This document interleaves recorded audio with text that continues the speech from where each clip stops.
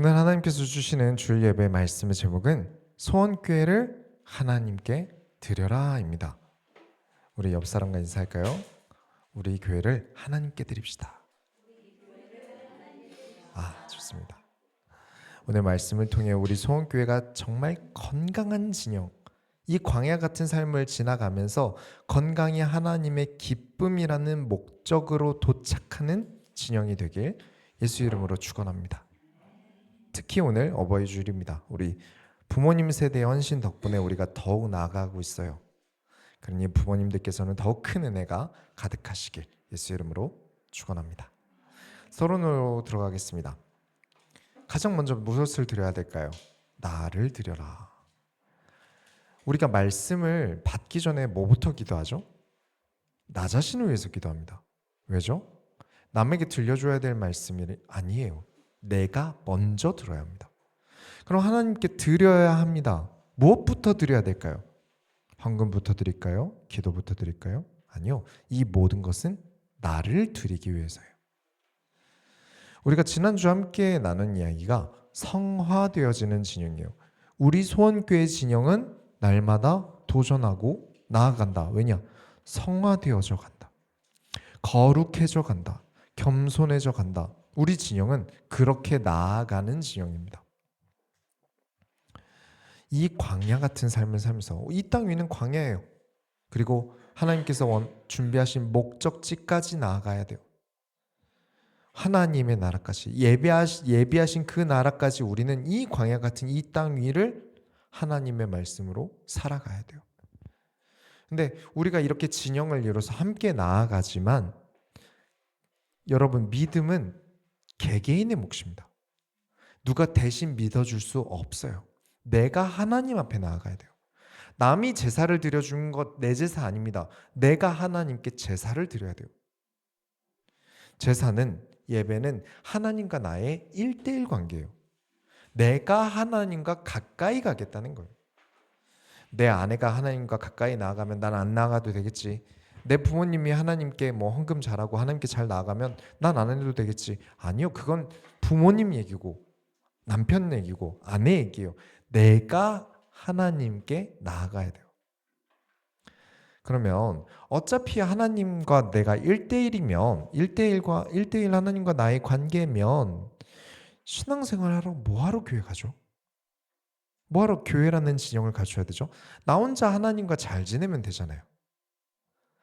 사실 대다수가 저 포함해서 혼자 신앙생활 하라 그러면 잘 못하긴 해요. 저도 해보니까 안 되더라고요. 그래도 나 혼자 잘 할 수 있다면 뭐하러 교회를 다닙니까? 교회라는 진영을 갖출 필요가 없죠.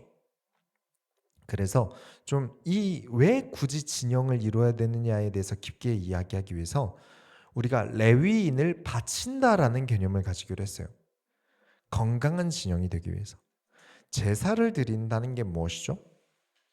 하나님께서 이것은 내 것이니 가져와라. 그러면 너희를 만나 주시겠다. 이게 제사의 형식이에요. 예를 들면 양을 가져와라. 비둘기를 가져와라.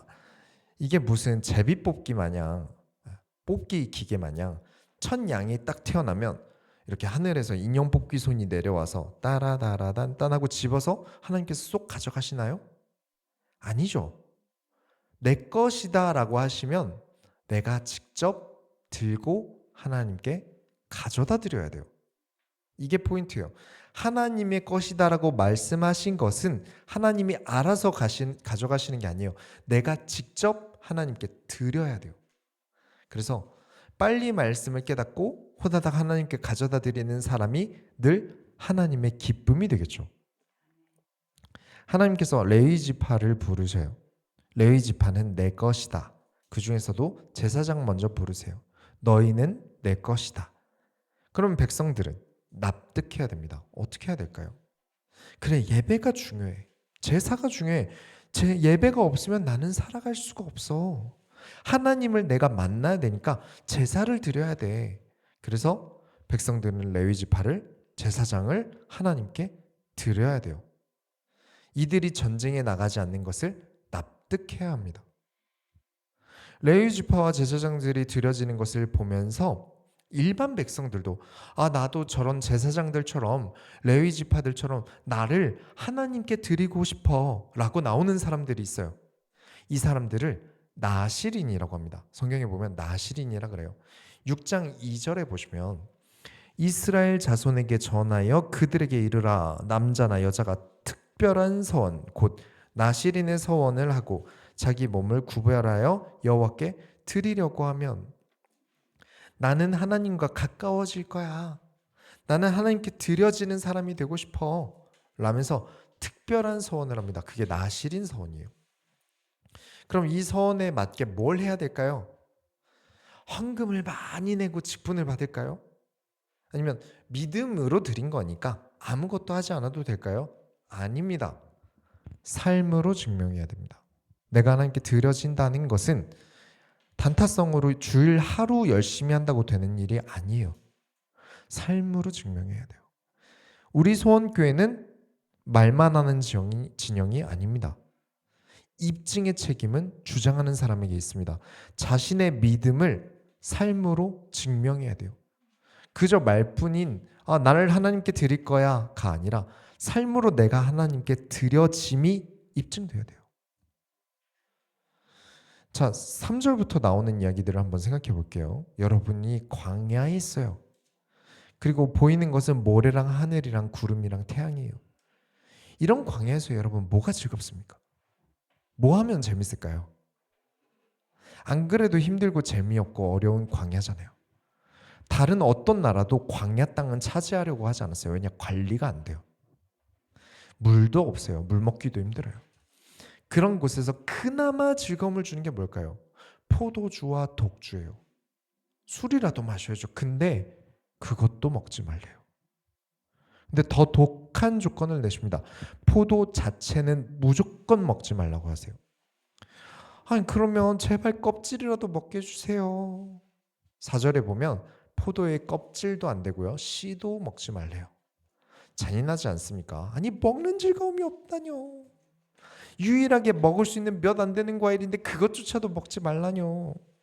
거기다가 광야 상상해 보세요. 안 그래도 덥고 건조하잖아요. 하나님께서 그런데 머리카락도 자르지 말래요. 그러면 내가 나실인이 되기로 한 그날 하나님 제가 저를 하나님께 이렇게 믿음이 막 차올라서 저를 하나님께 드리겠습니다 한 그날 하나님께서 나를 받으신 걸까요? 아니에요. 나실인으로 계약한 기간이 있어요.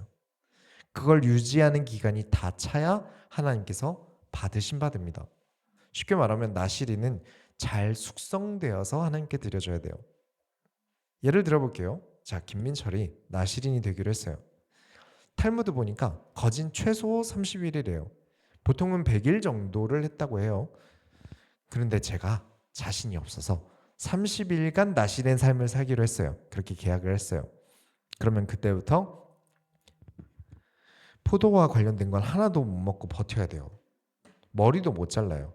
그렇게 제가 버티고 견뎌서 딱 29일이 되었어요. 이제 다음 날이면 끝나요. 근데 마침 전쟁이 있었고 전쟁에서 이겨서 적군의 포도를 우르르 가져온 거예요. 다들 막 파티가 났어요. 막 포도주 먹고 포도 먹고 있는 걸 보면서 나도 한 잔만. 이러서 제가 못 참고 포도주를 한 잔 딱 마시면 저는 나실인으로 하나님께 드려질 수 있을까요? 없을까요? 없어요. 그래서 실패한 날 하나님께 비둘기 제사를 드리고 그 날부터 다시 1일이에요. 제사 드리고 다음 날 30일이 아니라 다시 1일부터 시작해야 돼요. 앞으로 30일간 포도와 관련된 거 못 먹고 머리도 못 잘라요. 왜 이런 일을 시키실까요? 굳이 왜? 내가 하나님께 믿음으로 살아가겠습니다 고백한 날에 하나님께서 그냥 날 받아주시면 편하고 좋은데 왜 이런 힘든 과정을 또 거치라고 하실까요? 두 가지가 있습니다. 첫 번째는 거룩함의 연속성 때문이에요. 내가 어제까지 거룩했어. 내가 28일이나 거룩함을 지켰는데 하루 정도는 봐줘야지. 아니에요. 다시 시작해야 돼요. 과거의 잘함으로 오늘의 잘못함을 덮을 수 없어요. 우리는 날마다 나아가야 합니다. 내가 거룩함을 지키지 못한 거, 하나님께 헌신하기로 서약한 걸 못 지킨 게 죄입니까? 아니에요. 자신을 아예 나신인으로 들여본 적조차 없는 사람들보다 29일이나 아니 최소 10일이라도 해본 사람이 낫죠. 그러나 우리가 실패하고 실수했다 그래서 이 삶을 멈춰서는 안 돼요. 우리의 삶이 신앙의 삶을 멈춰서는 안 돼요. 성경에 보면 되게 큰 역할을 하는 사람들이 있어요. 뭐 기도원 같은 사람들이나. 근데 보면은 내가 이 정도 했으면 됐지. 내가 이 정도 믿음의 삶을 살았으면, 내가 이렇게까지 했는데 이제 말년엔 나도 좀 쉬어야 되지 않을까? 그때 큰 죄악을 저지릅니다. 성경에 보면 굉장히 많아요. 이 정도 했으면 됐지. 아니요. 우리는 하나님께서 예비하신 그 나라에 들어가기까지 이 삶을 살아야 됩니다. 타인은 나의 실수에 대해서 그래 지금까지 잘했으니까 앞으로 잘하면 되지 위로하기도 하고, 그래 시도만으로 대단한 거야 격려해야죠. 그래 네가 29일이나 나시린의 법을 지킨 건 너무 대단한 거야, 고생 많았어. 그러나 나를 어떻게 봐야 될까요?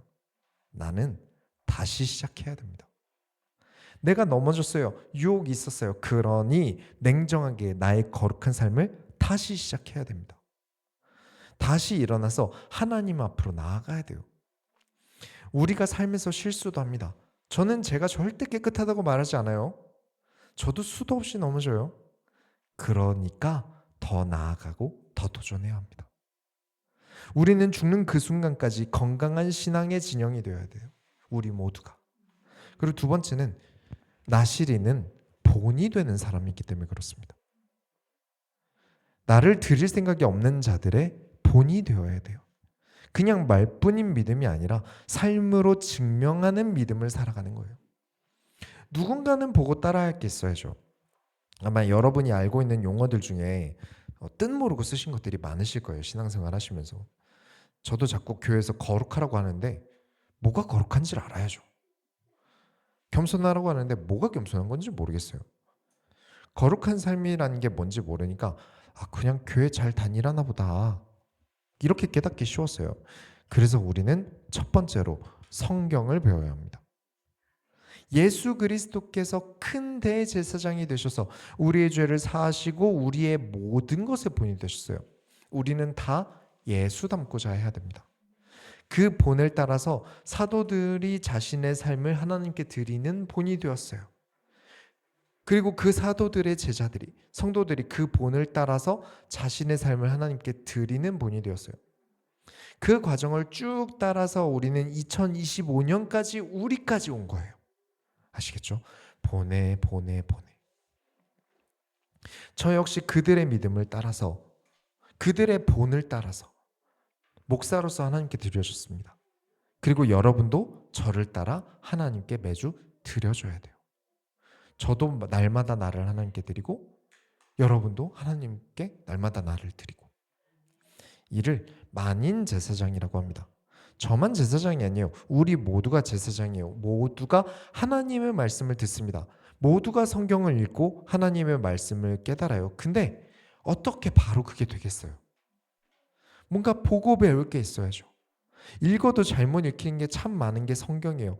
그래서 지난주 말씀을 드린 게 제가 처음 민수기 강의한 6년 전보다 지금 더 겸손합니다. 그래서 그때의 김민철보다 지금의 김민철이 이 민수기에서 하나님의 말씀이 더 읽혀지고 깨달아져요. 이 이야기가 저만의 이야기가 아니길 바랍니다. 우리가 다 같이, 여러분 개개인이 하나님 앞에 겸손해질 때에 하나님의 말씀을 더 깨닫습니다. 저는 만인제사장을 여기까지 정리했어요. 예수를 본받음의 본받음, 그 본받음의 본받음, 이 과정을 우리가 2025년까지 계속 이어지게 지키고 있는 거예요. 그 말은 언젠가 여러분이 제대로 된 신앙생활의 본이 되셔야 한다는 말입니다. 그렇게 목회자는 남들보다 지킬 게 많아야겠죠. 마치 나시린처럼 다른 일반 성도들보다 더 많은 것을 지키고 더 많은 욕망과 욕구와 분노들을 자제해야 돼요. 그래야 저를 보면서 성도들이 나도 하나님께 드려주고 싶은데 저렇게 하는 거구나 라는 것을 따라하겠죠. 그리고 저는 저 교회 밖에서 제사장의 역할은 제가 여러분보다 못합니다.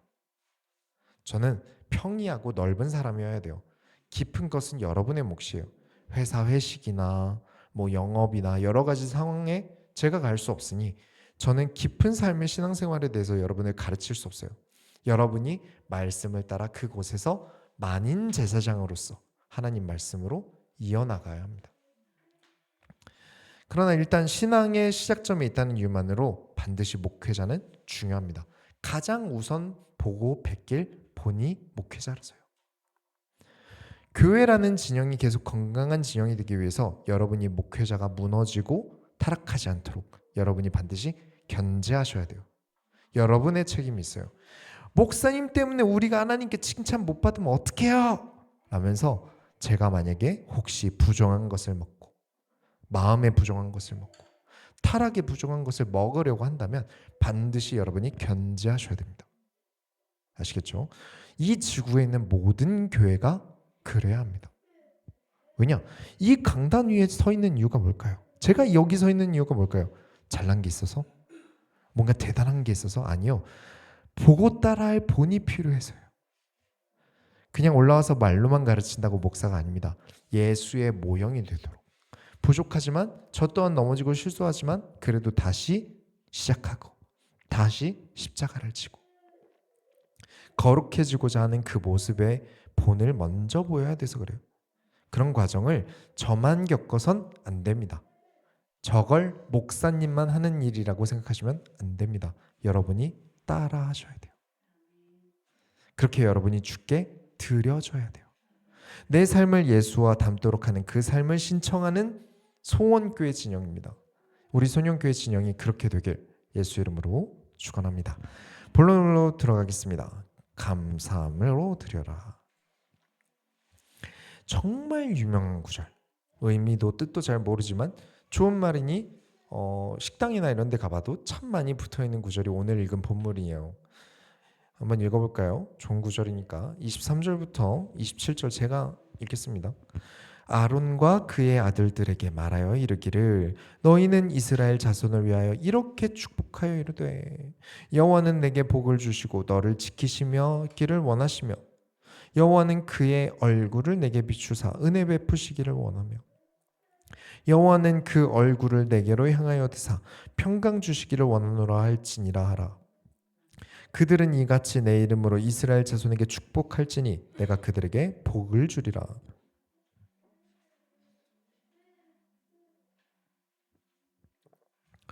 이 구절 문구대로 써놓으면 그렇게 될까요? 이 구절 딱 붙여놓으면 하나님이 내게 은혜 주시고 평강을 주시고 붙여놓는다고 되면 부적이겠죠. 그죠? 하나님은 분명 우리를 지키시기를 원하십니다. 은혜 베푸시기를 원하십니다.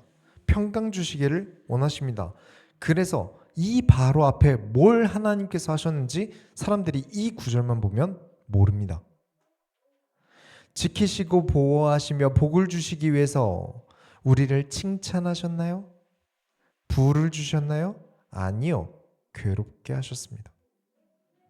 광야로 내보내시고 율법을 주시며 자유가 아닌 제약을 걸어가면서 죄가 무엇인지 어두운 것을 깨닫게 하시고 어려움이 무엇인지 알게 하셨습니다. 그리고 하나님이 내 삶에 반드시 필요하다는 것을 깨닫게 하셔서 제사를 드리게 하셨어요. 근데 이 과정을 거치지 않은 사람들이 이 구절만 보고 하나님이 복 주시길 원한다면서 내 삶은 왜 그래? 교회 다니는데 뭔 은혜를 주시고 평강을 주셔 내 삶이 이렇게 꼬이는데 이 이야기가 나오는 건 이 앞에 민수기, 레위기, 출애굽기의 과정을 모르기 때문에 그래요.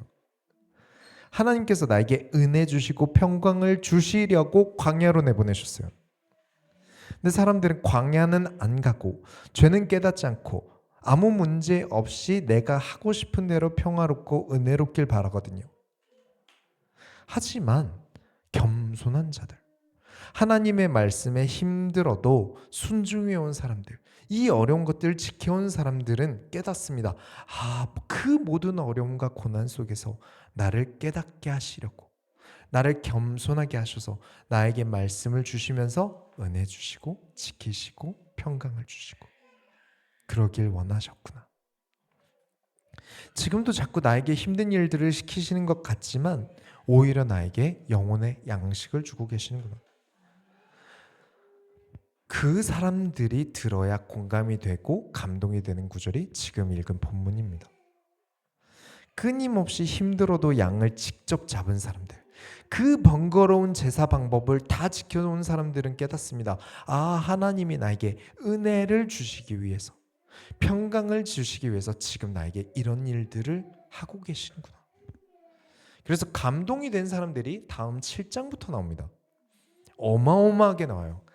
7장 2절에 이스라엘 지휘관들 곧 그들의 조상의 가문의 우두머리들이요 그 지파의 지휘관으로 그 계수함을 받은 자의 감독된 자들이 헌물을 드렸으니.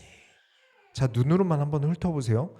7장은 계속 누가 무엇을 하나님께 드렸고 이걸 드렸고 저걸 드렸고 이게 89절까지 나옵니다. 엄청 많죠. 너무 길어요. 그래서 다 구체적으로 보진 않겠습니다만, 하지만 중요한 것은 이들은 마음에 감동이 되어 하나님께 예물을 드렸다.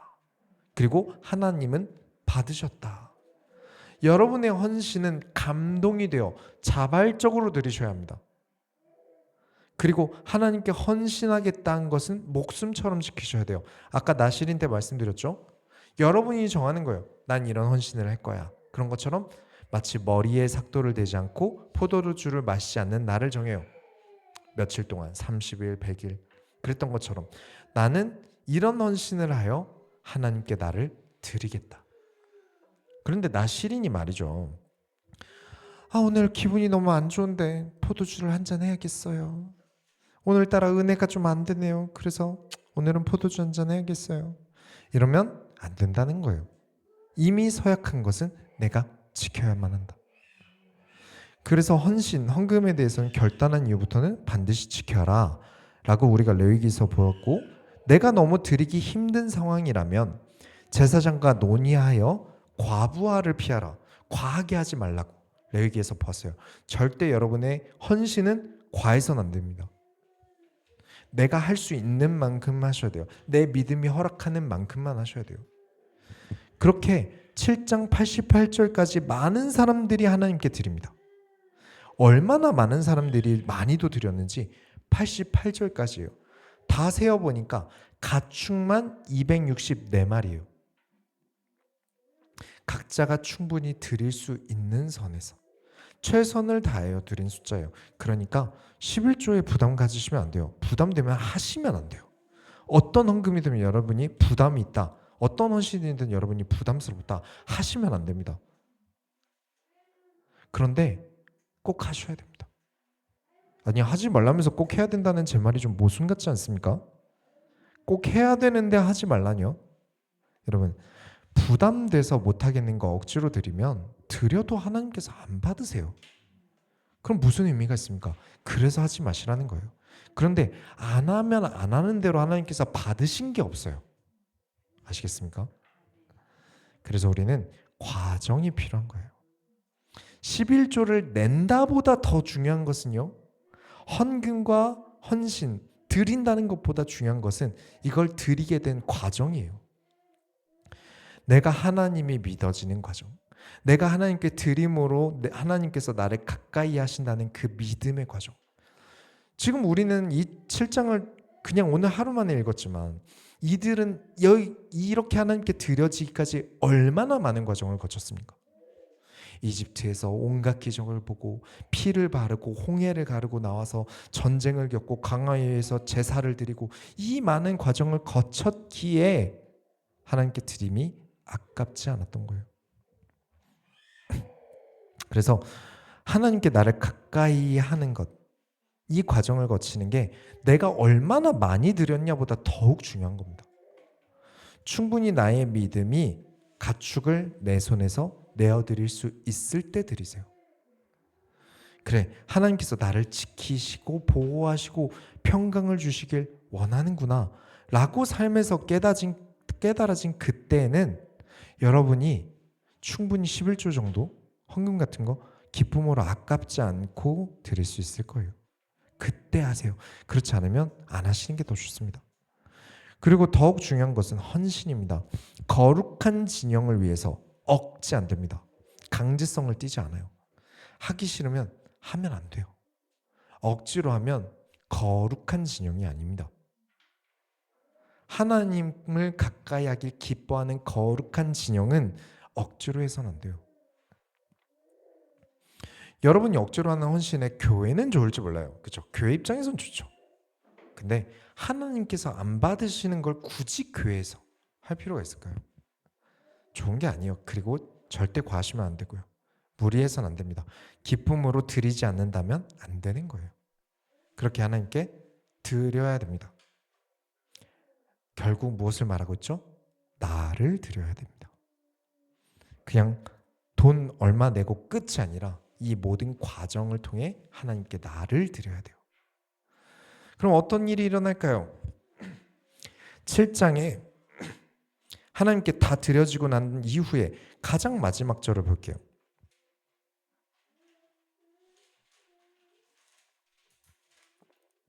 7장 89절 찾으셨으면 다 같이 읽어보겠습니다. 모세가 회막에 들어가서 여호와께 말하려 할 때 증거궤 위 속죄소 위에 두 그룹 사이에서 자기에게 말씀하시는 목소리를 들었으니 여호와께서 그에게 말씀하심이었더라. 그렇게 나를 드리는 자에게 무엇을 주셨다? 말씀을 주셨다. 하나님께서 여러분에게 말씀을 주십니다. 이게 은과 금보다 더욱 귀한 줄 믿습니다. 목회자에게 성경을 깨닫게 하십니다. 우리 진영에 말씀을 주십니다. 그리고 여러분에게 말씀을 주십니다. 말이야 목회자가 하지만 깨닫게 하시는 것은 여러분 안에 있는 성령님이십니다. 여러분의 겸손함에 따라서. 같은 말이라도 각자 하나님께서 깨닫게 하시는 게 다 달라요. 은혜 받는 구조들도 다르고요.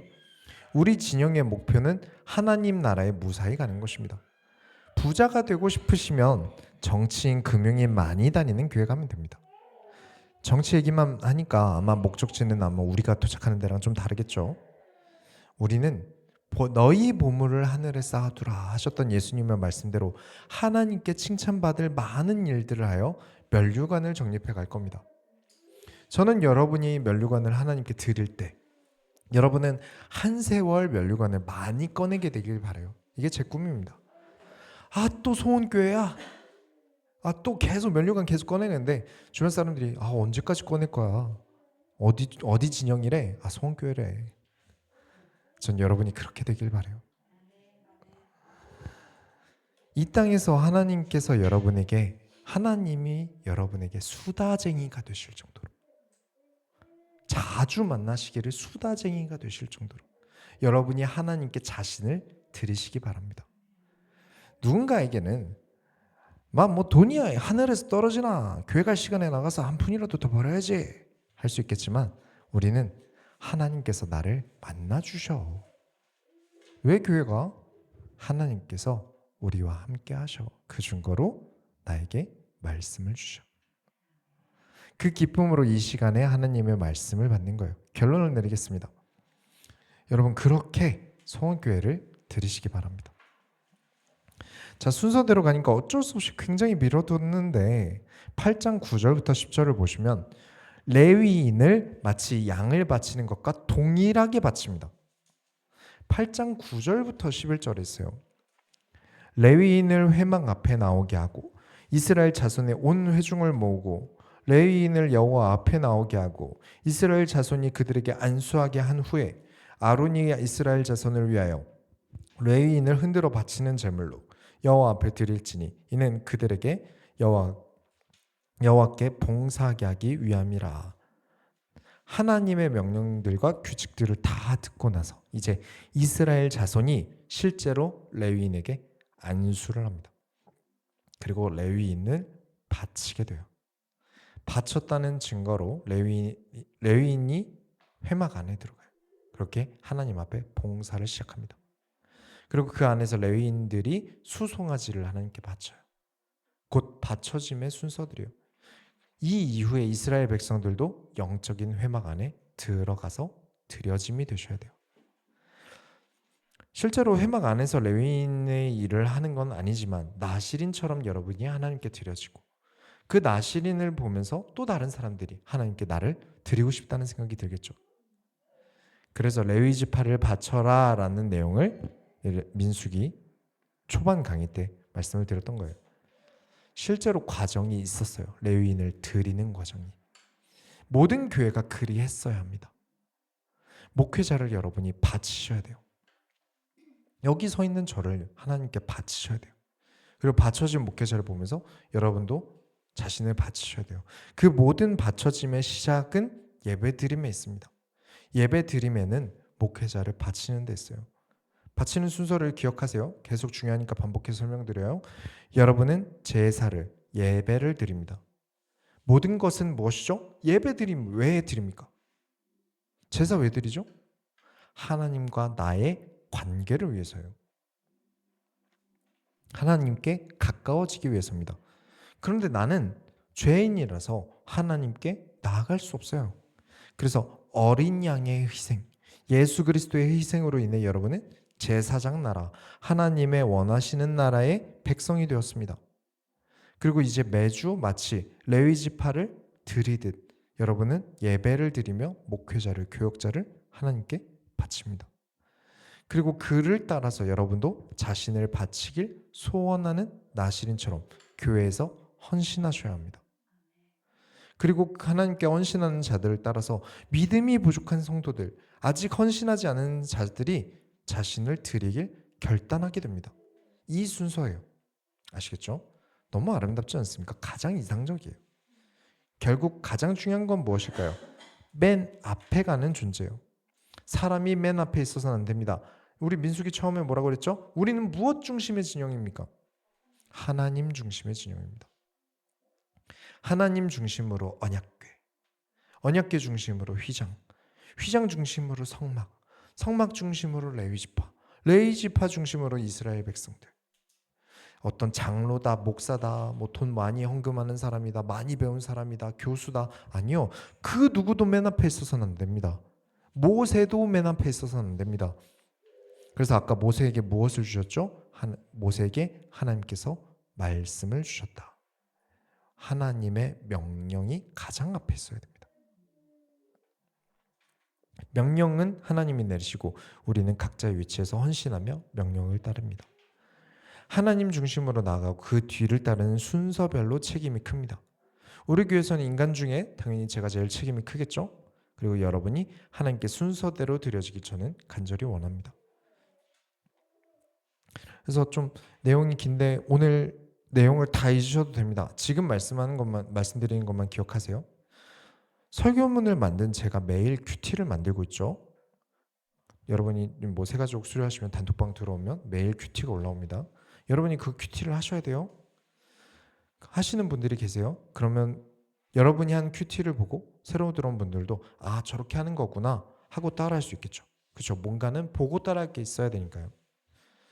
계속 교회를 나가는 걸 반대하는 가족이 있는데 여러분이 정말 하나님의 말씀에 만족하고 하나님께 나를 드림이 기쁘고 타인이 봐도 정말 건강한 신앙생활을 한다는 느낌이 든다면 여러분을 보고 교회에 대한 마음이 열리겠죠.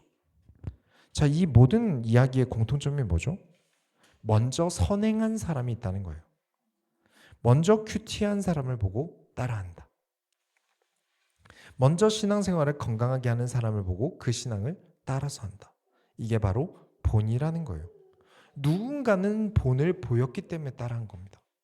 그러니 가장 앞에서 희생제물의 본을 보이신 예수님을 따라서 우리 진영의 눈에 보이는 목회자를 먼저 하나님께 드리고 드려진 목회자는 가장 먼저 희생제물의 본이 되어지고 그를 따라서 여러분이 희생제물이 되고 여러분을 따라 또 다른 사람들이 희생제물을 자원하고 이 구조가 가장 이상적인 하나님 중심의 진영, 교회입니다. 이 과정을 성경이 처음 써진 지금 때부터 지금 2025년까지 계속 본받음의 본받음, 본받음의 본받음, 본받음의 본받음을 계속 진행해 온 거예요. 이게 오늘 드린 말씀의 전부입니다. 우리가 하나님께 소원교회를 지금 말씀드린 이 내용대로 이 진영의 모습으로 갖추어 드려야 합니다. 세상에서 제일 큰 건물을 가진 교회를 만든다고 하나님 받으신 게 아니고, 세상에서 제일 유명한 교회를 만든다고 하나님 받으신 게 아니라 예수님을 본받은 진영을 하나님께서 받으십니다. 모두가 예수를 본받아가는 모든 손교회 성도님들이 되시길 예수 이름으로 축원합니다. 하나님 감사합니다. 이 광야 같은 삶에서 말씀을 사모하는 자들에게 하나님 기쁨으로 허락하여 주옵소서. 살아계신 예수 그리스도의 이름으로 기도드렸습니다.